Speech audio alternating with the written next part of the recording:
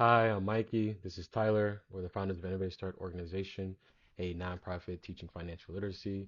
In these videos, we try to inform, not persuade, and give you some tips and tricks and stuff navigating the financial working world. Today, as we are going to talk about some things around internships, thing that some of the audience that we talk to, might be wrapping up on internships, especially when this video probably goes out that first week of August. You'll probably be wrapping up on those and, doing your last bits as far as follow-ups and such. So we'll talk about some personal experiences, maybe some things that can help you as far as like how to best utilize what you just did over the, past summer with the firm or whatever, your internship was within. This would be something just kind of like basics as far as like no matter what you did, whether you were, in the financial aspect, corporate aspect, or something along something other else, but just the internships in general. But yeah, so just to kind of kick it off, I'm going to preface this with the fact that all of my internships were virtual because of the pandemic. That just kind of dates me, I guess, a little bit.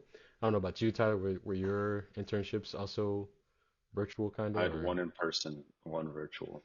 Okay, yeah. It's crazy too because my first internship, which was like a rotational, and it was basically just to figure out like, oh, this is what we offer within our practice lines. And then after did that, then your next internship would be in that certain area. So you kind of got to see what everything was like, dabble in some meetings and, do a little work here and there, just to kind of see like, oh, does this interest me? Is this something I want to pursue further? Um, I had the internship already done because I think you did that in like the fall. It's weird. I remember I was recruiting, just kind of like another backstory. We would have in like your internship, if it was for the next following year, you'd have to do that by the fall. And if you were at like a recruiting event or whatever, you'd be there and they'd be like, yeah, applications are due next week. You'd be like, what? So it was crazy. But yeah, that internship I had was already set before COVID or anything like that. I already signed off on that in 2019. Then when COVID hit in 2020 in the US, um, they did a pretty good job as far as like really like escalating and getting it virtually real quick. It was very smooth. The process was very smooth. I feel like I still, got a good deal out of it. I mean, you do miss out on those in-person experiences, but I still was able to, get in there essentially as far as understanding what's going on. In my line of work that I was interning with, in reality, it does have virtual aspects to it because you do meet clients in that kind of space. So nothing really changed from that perspective, but the fact that sometimes you could be, on a client's site, which I think is like corporate terminology, just being in their building versus like your own building. But yeah. What about you, Tyler? Yeah, the first one was in 2019, and then my second one was in 2020 during COVID, and it was just yeah, it was really interesting to say the least. But no, like that always confused me. It was always stressful. Fall, Hmm. we both went to SEC school, so we're trying to enjoy the football season, and then like literally what 1 week or 2 weeks after school starts, there's already like a recruiting fair, like Hmm. later on at the end of August. So yeah, I just remember I would have like I would do an Excel sheet to organize all my internships or like my applications because I mean, you get to apply. I mean, I forgot how many I applied to senior year, like 40 or 50, or at least jobs after my internships because I wasn't able to go back. Hmm. But yeah, it was always an interesting, I Yeah. don't know, interesting time in the fall to say the least. But it's good too. Like I it's pretty crazy how networking and all that type of things would work out. No, it's extremely important. I think before then, before we, in this current job market that we are in, because we'll also kind of touch base on that. But before, um, if if you went to a school that had really good connections and gave you those opportunities to explore, those different companies, whatever, especially like our business school, and certain things like, going to a smaller school, you're still afforded those same opportunities, but probably not on a larger scale to accommodate, 1,000 plus more students within that grade level. So interesting enough, I think as long as you networked, went to those table events, talked with a recruiter, signed up, you in reality at that time, like not having an internship lined up or some type of plan was just basically your own doing because you were just not out there. Now, that's just in the business world. I couldn't speak for all the other majors and everything else, but essentially, like, you rarely talked to a friend or any other fellow business student who did not have some type of internship lined up, whether it was with a local company or, a more national level company. It just didn't make sense, right? You'd be like, oh, like you don't have an internship lined up, what are you doing? Have you network, they're like, no, I haven't attended the table events, and that would just answer everything right there. Now, as far as like what I've heard from students and some of the people that we know personally, that's not the same. So it's extremely important that you network, because really as an intern and then once you graduate as a entry level person, right? Those jobs are far and few between. So generally speaking, as if you were afforded the opportunity to intern this past summer, obviously that's not the same for everybody else. If you did have that opportunity, please, please, please make those connections, follow up with people. Make sure you also speak out. Don't just connect with people just to have that connection. Make sure you follow up with them and say like, hey, yada yada, just to speak up. I get like I've talked with some people and they're like, I just feel like I'm like it's just all a bunch of manipulation. You're asking people this, they ask for you to this and this, but that's just networking in general. Fortunately and unfortunately, I guess. You work on your people skills, you work on your communication skills. If you want something that aligns to you and there's a job that you really want, it's best that you connect. Even if you connect with somebody that helps you get in connection with somebody else, that's always the best suited. Um, versus being a blind applicant applying to something with no connections, right? You have somebody to vouch for you within that company or whatnot. Anything else you want to add to that, Tyler? Yeah, I would just say like I think at least in the business world, yeah, networking at first is just like, oh, this seems kind of weird, but Hmm. it's just part of doing business, I guess, for lack of better words. It's like a different type of relationship, like hey, um, you help me, I help you, like type of scenario. Yeah. But yeah, I would recommend. I think I had the hard time of like forcing things in the beginning whenever I was doing internships. I think Hmm.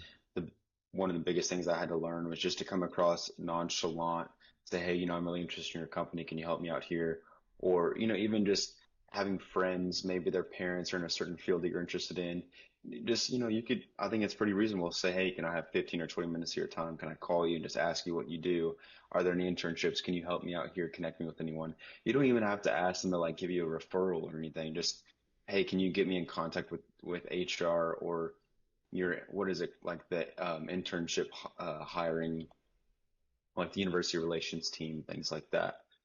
Um, yeah, that's my immediate thought when it comes to being forced. Because I will talk to a lot of college students now. And they're like, oh, I don't want to do that, and then before they know it, it's the end of the fall and recruiting season's gone. Hmm. And I just think, yes, it can be uncomfortable. I get that, but it's part of it, and nobody's going to sit here and judge you or anything. Just got to get out there and start talking to some people.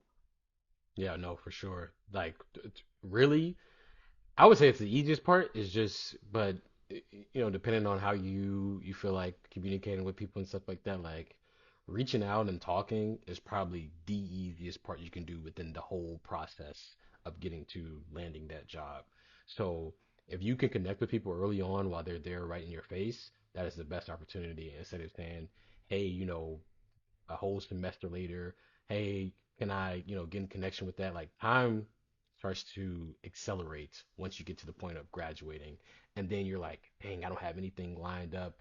And I'm hoping, fingers crossed, like I said, that the job market is a lot better for um, graduates that just, got done graduating in 2025 and those coming up in the 2026, I guess, grad pool, that there's opportunities out there, Always be boosting your skills, whether those are soft skills or hard skills, and soft skills being communication, leadership, other things like that that translate across, different levels of jobs and stuff that you've done throughout your career. And then those hard skills are things that you learn in the classroom, right?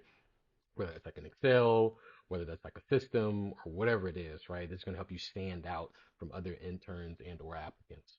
I worked in career services all throughout my undergrad. So some of the things that we talked about and kind of going into the next kind of piece is your resume. How do you make sure that you take all of that information and all the things that you've done and increase your chances by, having a really great looking resume? Now, back then, we talked about application tracking systems. They were algorithmic more so than AI like they are now. Now, most of the time, I would say not even like I'm talking like 80, 90 probably, depending on who you apply to, how big the firm is. They're going to probably use some type of AI application tracking system. The best thing you can do is for whatever job you're applying to, you need to curate your resume. No longer can you just have. Now, if you're in person, obviously you can have a general resume full of your experiences. But when you're applying to these jobs online, you need to curate your resume that aligns with the job description because what they're going to use is those keywords and things that they're looking for that aligns with the job's description and everything else in order to pick and weed through those resumes, right? Always be the first applicant, first, 10, 15. If you get into the application pool and you're like, the 200th, 250 applicant, most likely they're probably not going to look at your resume. It's just going to be a click, click, click, right? One thing that we used to say before it was so AI heavy is that if it went across somebody's eyes, a physical human, they're probably going to use 5 seconds looking at your resume. What's going to pop out to them? Use bold words, use numbers, use things that's going to pop out standouts. Take that job description and curate it and pull it and put those pieces into your resume. This is by far, I would say, is like the best advice I can give you to help you stand out.